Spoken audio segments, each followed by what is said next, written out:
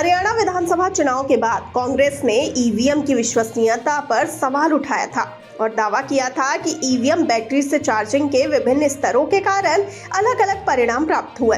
अपने जवाब में मेघवाल ने यह भी बताया कि आयोग ने मशीनों को रखने और उनकी आवाजाही के दौरान सख्त सुरक्षा प्रोटोकॉल के साथ कठोर और सुरक्षित प्रशासनिक प्रक्रियाएं लागू की हैं।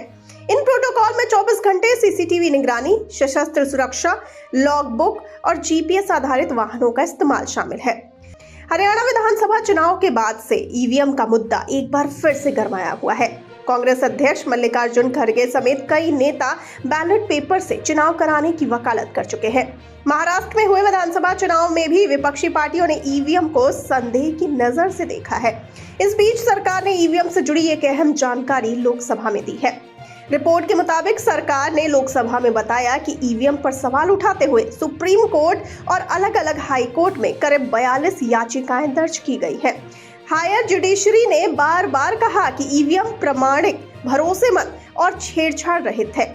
ईवीएम के साथ छेड़छाड़ और हैकिंग को रोकने के लिए सुरक्षा उपायों को लेकर किए गए एक सवाल के जवाब में कानून मंत्री अर्जुन राम मेघवाल ने कहा कि चुनाव आयोग के अनुसार ईवीएम एक स्टैंड अलोन मशीन है जिसमें रेडियो फ्रीक्वेंसी संचार क्षमता नहीं है, इसीलिए यह वायरलेस, ब्लूटूथ और वाईफाई के जरिए संचार नहीं कर सकती है।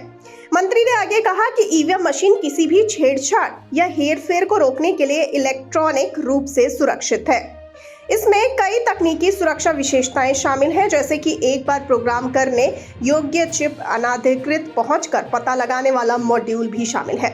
दरअसल हरियाणा विधानसभा चुनाव के बाद कांग्रेस ने ईवीएम की विश्वसनीयता पर सवाल उठाया था और दावा किया था कि ईवीएम की बैटरी में अलग अलग लेवल की चार्जिंग से अलग अलग परिणाम मिलते हैं। चुनाव आयोग ने तब ये कहते हुए शिकायत को खारिज कर दिया था कि कांग्रेस चुनाव दर चुनाव सामान्य संदेह का धुआं उठा रही है। आपको बता दें कि कांग्रेस पार्टी की राष्ट्रीय महासचिव प्रियंका गांधी ने भी ईवीएम का मुद्दा उठाया। उन्होंने कहा कि हमें ईवीएम की बजाय बैलेट पेपर पर जाना होगा, कोई बीच का रास्ता नहीं हो सकता है, या तो ईवीएम या बैलेट पेपर। कांग्रेस ने तय किया है कि वो सेबी की तर्ज पर चुनाव आयोग को निशाने पर रखेगी, क्योंकि उसका मानना है कि पूरी चुनावी प्रक्रिया में पारदर्शिता नहीं है।